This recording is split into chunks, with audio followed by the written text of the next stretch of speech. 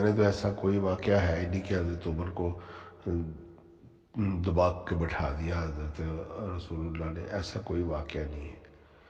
کوئی ایسا توہین حضرت ابو بکر کی یا حضرت عمر کی اللہ کے نبی نے کبھی نہیں کی، یا آپ بالکل غلط کہہ رہے ہیں۔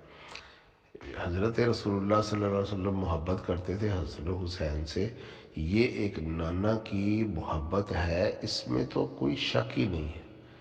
حضرت رسول اللہ صلی اللہ علیہ وسلم کی بہت محبت تھی حضرت حسنین کے لیے، لیکن اس کا یہ مطلب نہیں ہوتا کہ حضرت عمر حسنین کے قدموں کی خاک کے برابر ہو گئے۔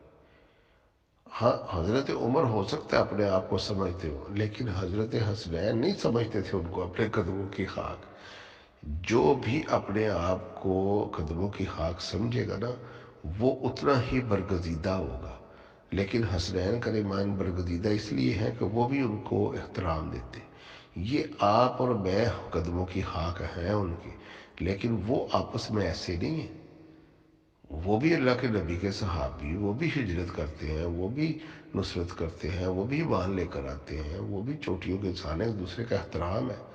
حضرت علی اور حضرت عمر گلے ملتے تھے، حضرت عمر حضرت علی کے پاؤں میں نہیں پڑ جاتے تھے، ایک دوسرے سے گلے ملتے تھے، ایک دوسرے کے دوست تھے، ایک دوسرے کے ساتھ ان کے تعلقات تھے۔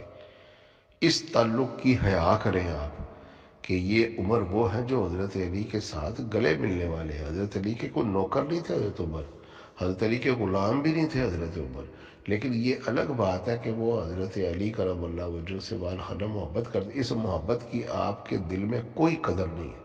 اگر آپ حضرت علی سے محبت کرتے ہیں نا، تو حضرت علی کے دوست، حضرت علی سے پیار کرنے والے، حضرت علی کے گلے ملنے والے انسان سے بھی محبت کریں۔ حضرت عمر کبھی بھی حضرت علی کے پاؤں نہیں چومتے تھے، یا پاؤں نہیں پڑتے تھے، یا ان کی جوتیاں نہیں اٹھاتے تھے، یا غلام نہیں تھے وہ حضرت علی کے۔ ایک دوسرے کے ساتھ ان کے برابری کے تعلقات تھے۔ حضرت علی کو حضرت عمر نے کبھی بھی نہیں کہا کہ میں تمہارا نوکر ہوں، اور نہ ہی حضرت علی نے کہا عمر کو کہ تم میرے نوکر ہو۔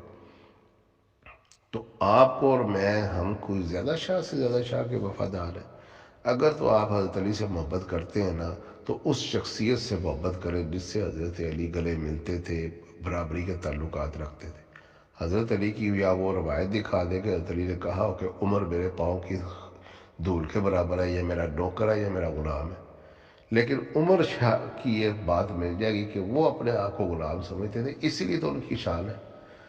چلے جی، وہ غلام بھی ہوں حضرت علی کے، بھی جو حضرت علی کا غلام ہے آپ کے سر کا تاج ہونا چاہیے۔ چلے جی، وہ پاؤں کی خاک کے برابر بھی ہوں حضرت حسنین کریمین کی، بھئی جو حضرت حسنین کی پاؤں کے برابر اپنے آپ کو سمجھتا ہے، آپ کے سر کا تاج ہونا چاہیے۔ میں کہتا ہوں حضرت حسنین نے جس ہاتھ سے عمر کو ہاتھ لگا دیا، عمر میرے سر کا تاج ہو گیا۔ علی نے ایک دفعہ گلے نہیں لگایا ہوگا عمر کو، کیا وہ عیدین پر کے گلے نہیں ملتے ہوں گے؟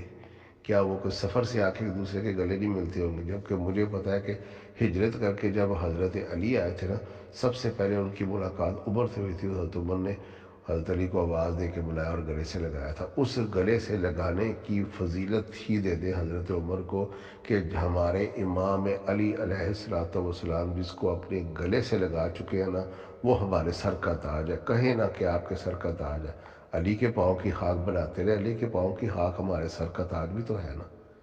آپ تو ان کی توہین کرتے ہیں، منہ اٹھا کے ہوئی باتیں کر رہا ہے، نبی کو نبی نہیں سمجھتا، نبی کی نبوت میں شک کرتا ہے۔ بھی علی جس کی بیعت کرتا ہے، ہمارے سر کا، ہمارا آقا ہے، وہ ہمارا مولا ہے جس کے علی نے بیعت کی ہے۔ علی جس کو ہاتھ لگاتا ہے، علی جس کی بیعت کرتا ہے، جس کے پیچھے نماز پڑھتا ہے، وہ ہمارا سر کا تاج ہے۔ کہیں آپ یہ